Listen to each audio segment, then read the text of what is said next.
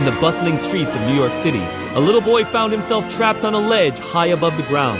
Sirens wailed as police and firefighters rushed to the scene, but no one could reach him. The crowd below watched in horror, their hearts racing with fear.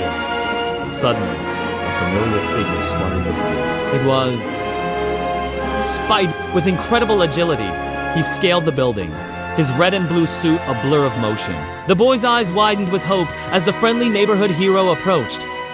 "Don't worry, buddy. I've got you," Spider-Man said softly, extending his hand. The child reached out, trembling.